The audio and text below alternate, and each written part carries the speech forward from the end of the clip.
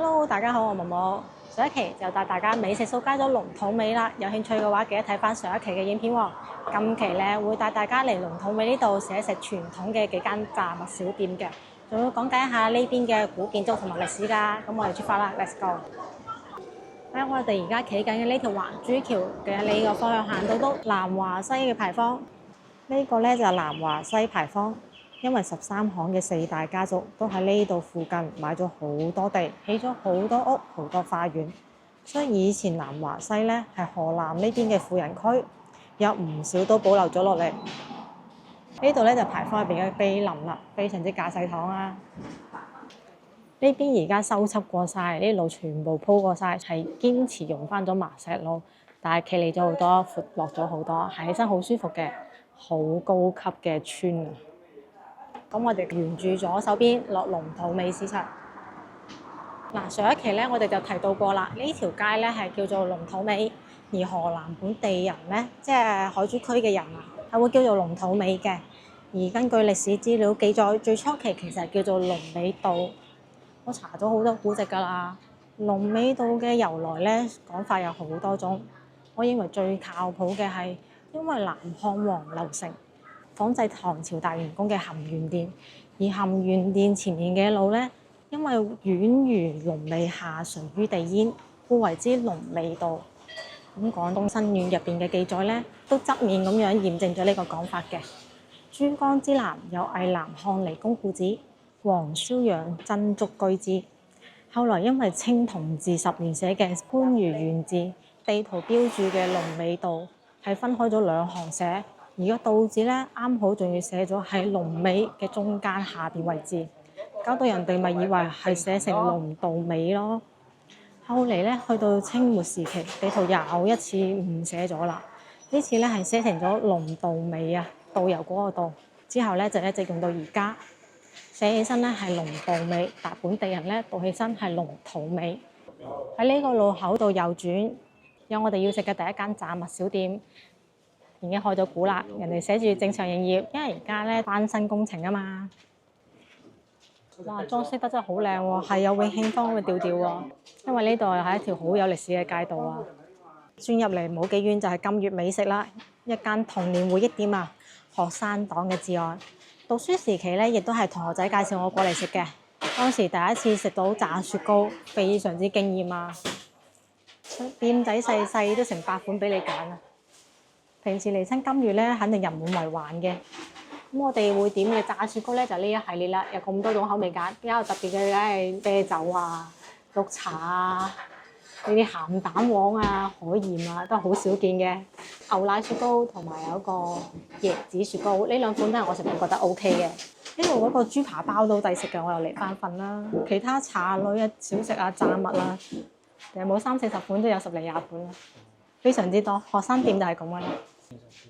咁佢全部咧都係邊整邊賣嘅，所以呢口味唔一定話時時一齊嘅。咁我係今日點咗個草莓雪糕同埋一個豬扒包，一共咧就13個半。咁學生仔嘢單點嚟講咧，全部10蚊雞有找，似得暈嘅。如果喺度讀幾年書嘅話，呢度就算係堂食咧，都係咁樣嘅紙杯、紙碟或者係膠袋裝出嚟。呢份咧就係炸雪糕啦，草莓口味，只需要5蚊雞。滾熱辣上嚟嘅，即刻試啦！哇，外片好脆熱辣辣，入邊有涼浸浸啊，依然都係咁驚喜嘅，好脆嘅。佢呢度最好咧係俾個粉唔厚啊，所以食落去咧係啖啖都有雪糕喎。咁雪糕係溶得啱啱好嗰種，唔會話一咬開啊流晒水咁樣，又冇話凍到咬都咬唔開嘅，全部都啱啱好就最好食噶啦。喺呢個 moment，我個漢堡包都嚟到啦，豬扒包，咁係有7款醬可以俾你揀，最多可以揀2款。我咧係要咗黑椒醬嘅，搭咗啲菜。都幾營養均衡，又係好辣手咁上嚟嘅，肉咧就炸到好脆咁嘅款啦。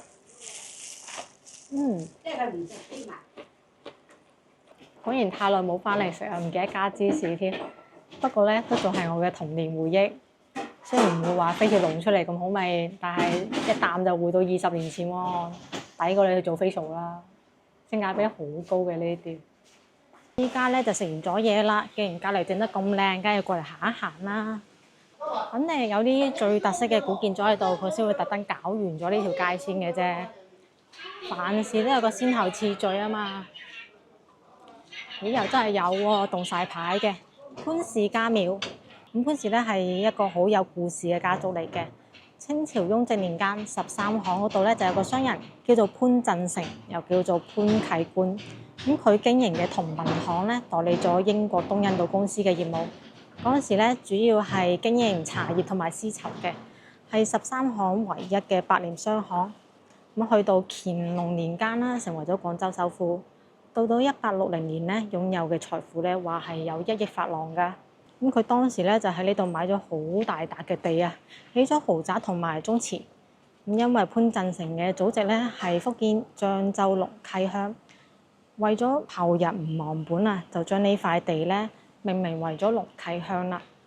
一陣我哋會去到嘅龍溪首約啊、龍溪南首約咧嘅命名都係咁嚟嘅。至於後嚟點解家道中落，有興趣嘅可以去睇睇我介紹嗰期13行歷史啊。但係就算爛船都有3根釘，沿途咧都有好多嘅碑文㗎喎。喺潘氏家廟隔離嘅咧就係33中學啦。但係呢個咧係後門33中學，創辦於1956年，依家同南武中學合併咗，屬於南武教育集團旗下嘅學校。而家咪聽到好多學校都叫咩詹天佑啊、康有為啊，其實全部都係教育集團嘅名嚟嘅。一早俾人罰跑圈啊！咁我哋沿住呢個方向繼續行啦。開燈之後咧，又另一番風味啦。其實龍溪路呢邊咧本身係連埋一齊嘅，係因為民國時期修築嘅同福中路咧，先俾人哋攔腰斬斷咗嘅啫。沿途呢啲全部都係西關大屋啊，真係睇得出當年呢度咧係富人區㗎。而家都仲好富，因為佢屋頂咧唔同普通嘅西關大屋，好精緻。我每家每戶仲要掛埋燈籠添喎。一直咧都話海珠區係最多龍字頭嘅街道嚟嘅，係咪堅我就唔知啦。但我而家左邊一個龍慶北，右邊一個龍華里，就真係去到邊都係龍啦。有個啦少龍里，仲有一幅對聯喺度嘅喎。我呢度嘅街道好闊落啊，未修葺成第2個永慶坊，行起身都已經好舒爽嘅咯喎。不過風景在路上，佢做咗好多小裝飾嘅，慢慢逛嗰時咧，自己再發掘下。由於呢個影片嘅長度有限啊，左右兩邊全部都係石刻，有一個碑林牆啦。咁佢呢塊碑講解嘅咧就南華西街呢度嘅歷史啦，由乾隆年代開始講起嘅。呢種咁嘅景象係咪喺永慶坊度揾唔到咧？永慶坊會比較精緻，可惜啊，就仲未完善。咁我哋喺呢條路度行到篤往左轉，陣間再指路俾大家。哇，仲有艇仔咯喎，差就注水啫。呢棵樹生得靚仔啊！好舒服啊！成條街道咧係真係冬暖夏涼嗰種感覺嚟嘅喎。入夏行喺呢度，唔開空調都好似開咗空調咁涼爽。上期我哋食嗰個牛三星就係啊，非常之涼快啊！呢度嘅艇仔咧都係有對聯嘅，仲有段古添喎。街區嗰度都貼咗講解出嚟㗎。不過而家呢街道咧真係非常之有學識㗎。因為佢哋咧係要出街道誌嘅，即係要講講自己街道嘅歷史啊，即係從古到今啊。而佢哋所裝飾嘅呢啲講解咧，自然就會更加豐富一啲啦。因為影片嘅長度有限，我都係着重講嘅啫。有興趣嘅過嚟慢慢行一次，再慢慢睇咯。哇！你睇呢等西關大屋幾過癮，個陽台仔好 Q 啊，仲要用木板嚟做鐵閘嘅。咦，有隻喵喵啊！其實沿住嗰條路咧，一直行就係龍頭尾市場啦。而家咧就清拆中，其實喺同福西路嗰個牌坊度行落嚟咧，都係呢個市場嚟嘅。以前呢度咧就有一條素珠涌，後嚟咧因為改造成咗暗渠，所以咧又有人叫佢做下水道。曾經呢度係廣州最平嘅市場，不過依家咧就搬晒去咗福隆東市場啦。而價格咧就同廣州其他市場差唔多啦。之前我哋喺呢度食過一間炸物店嘅啦，記唔記得？喺手信過期。但係除咗佢之外咧，有一間都幾出名下嘅，就係呢個啦，包德餅家。我鋪頭阿姨都年年會過嚟買嘅，但係佢都會對比一下，今年係包德好食啊，定係英記好食？我又試一試。6蚊嗰度收你5蚊啦，個半收你5蚊。呢都係稱重嘅，有大有細咧，價格會有一定浮動。你同佢講就係咯，要幾多？佢盡量喺嗰個範圍嘅。蛋散啊、煎堆啊、角仔呢啲係人哋長期會做嘅。消費咗11蚊，4隻角仔同埋一包仔嘅蛋散，試試個味道先。買完咗包德，我哋去揾英記啊，就喺佢呢條巷仔度向前行少少，喺呢個三叉路口向右轉，前面有個棚喺度嗰間咧就係英記啦，又係365日都係有得賣蛋散角仔嘅。不過佢呢兩間咧年年嘅水準咧都各有千秋㗎，所以真係試咗先知今年係邊間 OK 嘅。除咗角仔蛋散之外，今日仲有馬蹄糕同千層糕喎。5蚊蛋散，5蚊千層酥果，啱啱炸起喎，啱啱炸起，今日熱辣辣仲正咗，啱啱整炸緊啫。保持住新鮮啊嘛。4隻到咯，你睇下幾多？係啦，照稱咯，照稱咯。15個8。15個8，好啦好啦，一大袋。都話咁少啊，幾蚊啫？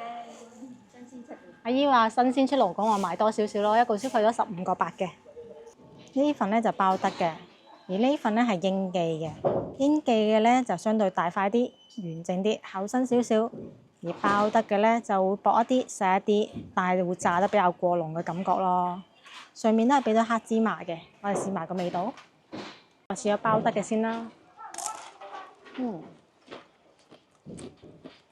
係脆好多嘅，不過南乳味咧我就覺得冇我記憶中嘅英記咁重咯，香都幾香下。咁我試一試隔離嘅英記。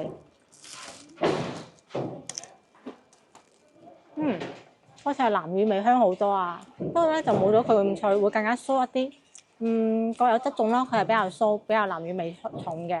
而包得咧係會比較脆，係真係好脆嗰種，而唔係酥脆嗰種喎。睇個人口感咯，我會比較中意英記嘅。咁係各要咗4隻酥果嘅，價錢就差唔多都係6個幾。咁啊呢份係英記嘅，新鮮出爐啊，仲辣手㗎。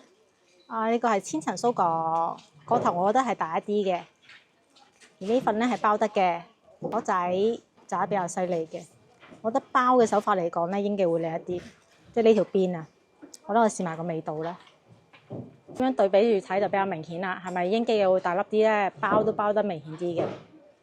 包得嗰隻咧係細粒啲嘅，包係包得冇明顯嘅。試下個味道，試咗包得隻先咯。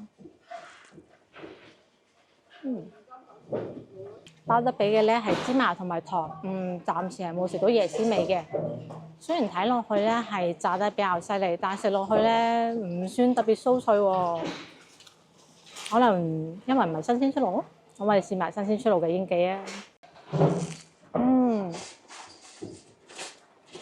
估計唔使我講，聽聲聽得出就爆。咩叫酥化就咁解啊？一咬落去嗰種咧，有外邊碎到入邊嗰種感覺，而唔係話你用力咬落去咧，先至咬得出嚟嘅感覺。呢隻英記嘅俾料咧就豐富好多，俾咗花生啦、芝麻啦，同埋瓜子仁嘅，仲有椰絲啊，味道亦都唔會話太過甜，而且千層酥果我唔係講笑，真係千層，睇都睇到個層次感。而包得嘅咧係入邊有椰絲嘅，不過比較靠入邊會先會寫得出，而且睇個邊你覺啦，唔算話層次好豐富嘅，最緊要唔分明啊嘛，所以我會覺得比較似一隻普通嘅角仔，而佢咧係會比較值得你一試嘅角仔，記得係呢隻英記嘅角仔。英記嗰度轉翻出嚟，包得嘅斜對面咧就係同福西路小學啦，而家咧係同福中路第1小學合併咗嘅。買舊樓翻嚟有咩好處咧？就可以起成呢種咁樣啦。雖然咧唔似得歐洲嗰邊門前小花園，但可以起到好似花園一樣咁多綠植啊。而且買嘅係危樓嘅話咧，係可以重新煲堅起嘅。起完之後就70年樓齡㗎啦，各有利弊咯。因為住嘅環境咧係舊區環境，而且隔離咧一般都係市場，會比較嘈雜少少，冇嗰種高檔嘅氣息。但係好處咧係居住嘅面積會大好多，同埋總價嚟講咧係會平好多嘅。嗱，我哋而家轉翻咗出嚟咧，呢條路篤篤嗰度其實就係環珠橋肥姐美食嗰度咧。我哋而家咧就轉去右手邊嘅環珠後街。買舊樓呢樣嘢咧係個技術活咯。當然啦，唔熟悉嘅話咧都係唔建議買舊樓嘅，買成品樓嘅話會散心一啲。行到入嚟呢度係龍鳳龍珠河，三面牆都畫晒壁畫，肯定有古仔啦。呢個狀元井咧，既係井嘅名，又係呢度嘅街區名。咁佢咧係同人民路嘅狀元坊一樣，都係因為宋代狀元張振孫而命名嘅。張振孫中狀元之前咧，曾經就喺龍肚尾呢度居住過，所以中咗狀元之後咧，當地居民就將佢屋企附近嘅一口井稱之為狀元井啦。值得一提嘅係張振孫咧係唯一嘅廣州狀元啊！因為抵抗元軍被俘虜嘅，成為咗南宋嘅殉國兩狀元之一。而另外一個咧就係文天祥啦，即係寫咗嗰個人生自古誰無死啊，留取丹心照汗青之後就殉咗國嘅嗰個文天祥啦。上兩期嚟踩點嗰陣時咧，其實係會見到呢個碑嘅，而而家咧就會變咗個被封閉嘅樓宇啦。其實就係紅色呢個消防署後邊左手邊藍色蓋布呢塊啦。因為街區咧要將佢起成一個景點啊，所以暫時係重新修葺緊嘅，有啲可惜咯。我踩點嗰時都唔係咁嘅樣噶嘛，不過大家過嚟睇嗰時咧就會開放翻噶啦。呢度咧就係南市大街、水松基同埋七間直街交界嘅一個地方，就喺狀元井附近。行過狀元井冇幾遠咧就靈隱庵啦，依然都係作為庵堂使用嘅。咁佢係清代修建嘅建築。以前係遭過大火㗎，不過靈隱庵咧就好莫名其妙咁樣安然無恙啊，所以自此之後咧，信徒就好信佢啦，於是就集資重修咗，而且再塑金身啦。不過呢都係好多年前嘅傳說啦，已經無法考據嘅。再轉出嚟到將軍直街，呢個咧係建於明代，重建於清光緒30年嘅。但係入邊嗰位咧唔係皇帝冊封嘅將軍，而係一位姓周嘅人啊。因為武藝高強，而且幫呢度嘅村民抵禦咗山賊入侵，保護咗龍肚尾嘅村民。最後咧雖然係打退咗山賊，但係因為身中多刀，所以係身亡咗嘅。而村民咧就建咗將軍廟嚟紀念佢。而戰鬥過嘅地方咧，就呢度將軍廟嘅正門嗰個方向一直行到一個又係三角形嘅樓宇，就會到達咗武功行啦。轉到出嚟呢度咧，係鄧氏宗祠，因為鄧世昌咧係龍肚尾嘅人，龍肚尾嘅龍誕里2號啊，就係鄧世昌嘅祖屋。相傳房屋隔離嘅平婆樹就係當年鄧世昌親手種嘅。至於鄧世昌嘅話，估計大家都知啦，就係甲午戰爭志願號嘅艦長啊。依家係3A 級國家旅遊景區咯。開放時間咧係周二到周日早上嘅9點鐘到下晝嘅5點鐘。咁1年4期嘅海珠區同福路美食歷史掃街咧就到此為止啦。喺屏幕前嘅觀眾，你覺得呢種新嘅模式好啲啊，定係舊嗰種模式好啲？話我知啊。今日視頻到此為止，中意我視頻嘅話記得點個 like 翻去俾朋友仔。我哋下期見，拜拜。